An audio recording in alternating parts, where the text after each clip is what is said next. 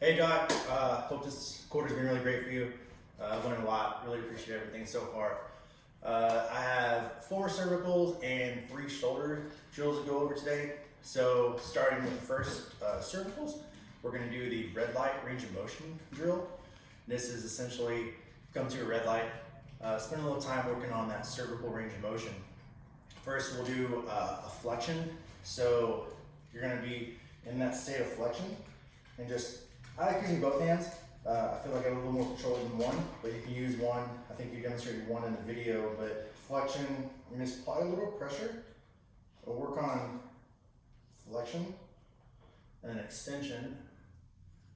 And then pushing into it, a little bit of pressure. Lateral flexion, come over, put a little pressure into that. And then this side, a little lateral flexion pressure. And then for the rotation, we're going to be contacting the zygomatic arch and just pressing into that hand and just working on a little rotation on the cervicals. We're not pressing super hard, over stressing. We're just really just adding a little stretch to it. Make sure we always do everything bilateral. Next is going to be the AP glide. So we're looking at protracting that chin, and at the same time, retracting, pushing out, retracting, pushing out, and retracting. All these can be done 3 to 5 second hold, typically 6 to 10, 6 to 8 reps in which you can. Then a lateral glide, this one's a little more difficult for me, but the contraction on either side, having that head modulate left and right on that lateral contraction state. So think just contraction, and then contraction, contraction, contraction. In the video you described, making sure if you raise your arms, it's a little bit easier, and just working on that contraction, left, right, that lateral glide, trying to get it to move on its own without the shoulders moving with as much as you can. Next will be I to S glide. This can be working on the occiput, pulling down the posterior chain to the upper thoracics.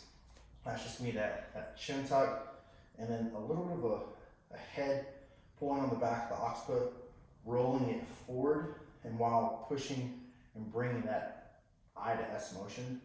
So that should be felt all through these thoracics and lower cervicals for sure. I definitely feel that down T2, T3. Next, we're going to move in. Those are our 4 cervicals. Next, we're going to move into our 3 shoulders.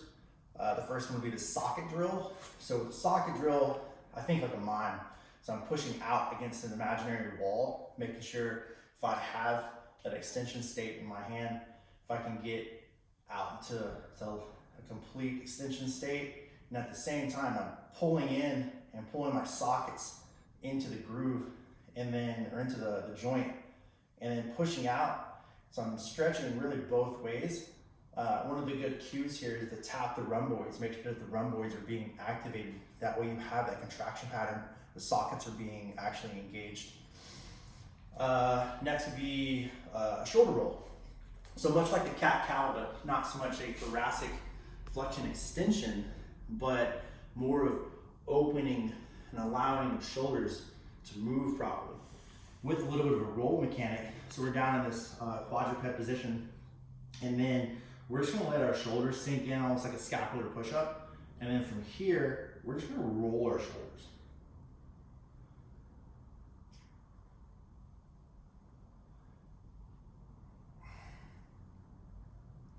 And then opposite direction always. It's a little bit harder.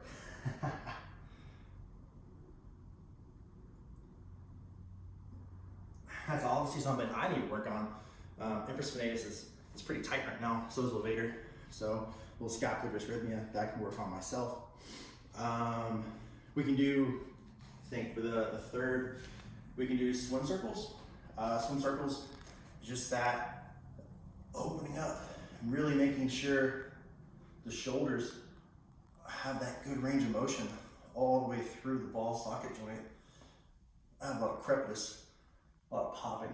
You can do both. I would even welcome doing it both directions to see where the restrictions are in that glenohumeral joint. And then just to finish off, I'll give you an extra, Egyptians. So the Egyptian, I think they're Egyptian rolls, Egyptian circles, but palm out one side, palm down the other side, and just working on that stretch, really emphasizing the motion and that rotation pattern with the constriction. Kind of like how on the socket drill, we worked on pulling the rhomboids in, activating the shoulders, working on that full mechanism of the glenohumeral or the scapular joint. Being a physiological joint, we want to make sure that everything is working properly. So yeah, those 8 exercises for you. Hope you loved them. Hope you were everything. Really enjoyed this quarter. Really looking forward to advanced wellness with you, and hope you have a great holidays, great Christmas, and great New Year's. Thanks so much, Doc.